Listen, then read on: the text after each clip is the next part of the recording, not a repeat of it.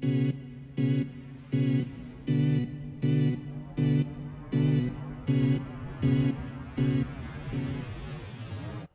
вами Иван Жданов, это новая сводка событий войны. Сегодня 24 марта и ровно месяц с того момента, как Россия атаковала Украину. Сегодня я, как и всегда, расскажу вам о военных действиях, но сначала трагическая новость, которая шокировала всю нашу команду. Вчера в Киеве погибла Оксана Баулина, наша коллега, первый продюсер Навальный Лайв. Она работала журналистом в «Инсайдере» и с началом войны отправилась в Украину. Оксана находилась рядом с разрушенным после российского обстрела торговым центром Ретровиль, куда уже повторно снова прилетел снаряд. И эта трагедия попала на видео Аль-Джазиры.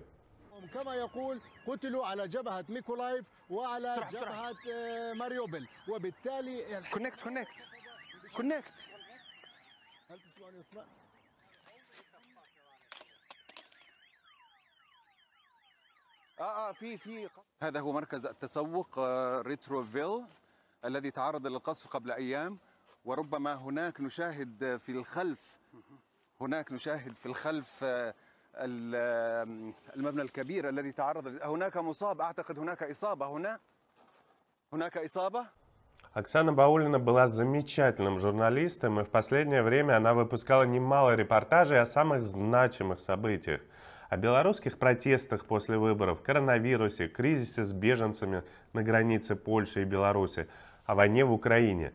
Для нас Оксана всегда останется коллегой и членом команды Навального, команды ФБК, для которой она сделала невероятно много. Я как директор ФБК, как ее друг и коллега, выражаю соболезнования всем родственникам и друзьям Оксаны Баулиной. И прощание состоится в ближайшее время в Варшаве и в Москве. Продолжаются военные действия. По данным ВСУ, бои проходят на левом берегу Днепра к востоку от Киева. Здесь, в районе Броваров, российские части пытались прорваться к Киеву, но были остановлены. По данным британской разведки, на западных окраинах Киева украинцы контратаковали российские войска и вернули себе населенные пункты Макаров и Мощун. Кроме того, Бучинский городской совет сообщал, что российские части взяты в кольцо в районе Ирпени, Бучи и Гостомеля. Это, скорее всего, небольшое преувеличение, но в целом положение российских войск в этом районе становится опасным. В районе Изюма украинские войска отбили атаку в районе поселков Донецка, Топольская и Каменка. Отмечу, что пока о взятии самого Изюма сообщили только российские войска. И пока нельзя подтвердить эту информацию. Возможно, для атаки Донецкого город просто обошли. Но бои за Изюм будут продолжаться, потому что через город проходят важные дороги, в том числе связывающие между собой Харьков и Славянск. В этом районе ВСУ обороняют стратегически важные пункты. Вот мы показали это на карте. И тем самым не позволяет российской армии сдвинуть весь фронт к югу и непосредственно атаковать укрепленный район Краматорска и Славянска. В оккупированном Россией Бердянске горит порт. По сообщениям с места событий, а также, судя по фото, загорелись цистерны с горючим. Возможно, взрываются еще и боеприпасы. У нас есть видео.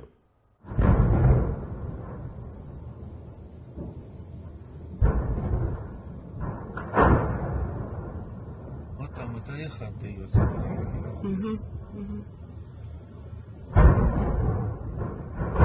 Еще один уходит. Горит. Горит? Где? Вон все выходит сейчас.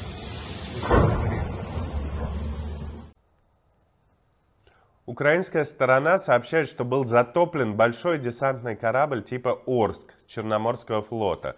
Ранее государственные СМИ показывали фото и видео, как этот «Орск» разгружают в Бердянске БТРы.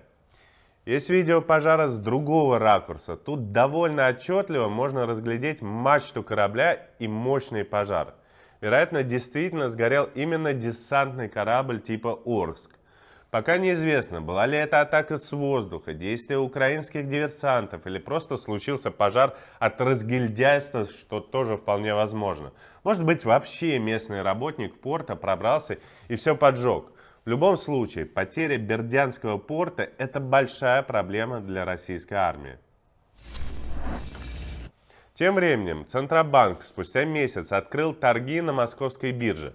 Пока только 33 акциями и в ограниченном режиме. Сразу после открытия акции выросли в цене, но что будет через день, через неделю? Я, честно говоря, не думаю, что сейчас российские акции ждет что-то, кроме падения. И понятно, что это временный рост, который был вызван тем, что Центробанк скупает сам эти все акции. Наверняка и Эльвира Набиуллина понимает, что Россия ожидает самая настоящая экономическая катастрофа. Вчера появилась информация, что глава российского Центробанка с началом войны хотела уйти в отставку, но Путин ей не разрешил. Такие сообщения появлялись и раньше. Возможно, подробнее об этом мы узнаем из документов Центробанка, которые удалось выкрасть хакерам Анонимуса. Они обещали опубликовать их в ближайшие 48 часов. Тем временем система Western Union, как и обещала, с 24 марта остановила переводы между Россией и иностранными государствами.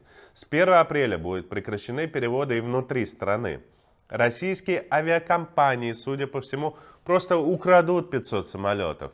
Это иностранные самолеты, которые были в лизинге. Все вот эти Боинги, Airbus'ы. Теперь иностранные владельцы требуют самолеты обратно. Но министр транспорта Савельев говорит, что на полноценный выкуп потребуется 20 миллиардов долларов. Но даже так владельцы пока не хотят продавать самолеты в России. И понятно почему. Потому что работать в России сейчас для любой компании это такая токсичная работа, от которой лучше держаться подальше. И весь мир борется сейчас с российской агрессией. Многие знаменитости вообще поехали в Европу помогать беженцам. Вот, например, Орландо Блум в Молдове в рамках программы ЮНИСЕФ поддерживает украинские семьи, бросившие свои дома, вынужденно бросившие. И люди в России тоже не бездействуют. Даже под угрозами арестов выходят на улицы с антивоенными лозунгами. Например, Тверской районный суд Москвы оштрафовал Анну Кочеткову за дискредитацию вооруженных сил России текстом плаката. А текст был такой: «Фашизм не пройдет». Ну, то есть они уже даже не скрывают, что выступать против фашизма и войны – это значит выступать против российской армии. Интересно, а что думает сама российская армия? Вот вам офицерам, как вообще эта новость проживается? Вас это устраивает? Честно говоря, я не думаю. Вас лишают чести и реально воинской славы, которую вы переносили из тех времен, из времен Великой Отечественной войны. И вас просто унижают, мне кажется, этим. Война полна трагических событий. Каждый день уносятся жизни людей, и это все продолжается. И мы продолжим вам рассказывать об этом, как бы тяжело не было. Сейчас крайне важно доносить правду. Помогите нам распространить это видео. Подпишитесь на канал. Не пропустите вечерний эфир в 19 по Москве, в 18 по Киеву. А сейчас давайте посмотрим кусочек из репортажа про нашу коллегу Оксану Баулину. В 6 утра с вчерашнего вот, уехали поспать буквально на пару часов, потом сегодня 2 часа ночи вернулись. Ну и, собственно, вот там в здание вышли в 8. Вот так. Оксана Баулина, главный организатор и главный редактор сегодняшней трансляции. Всем тоже передает привет. На этом мы заканчиваем сегодняшний эфир. С вами была Любовь Соболь и Петр Офицеров. Всем хорошего дня. И хорошего настроения. Держитесь.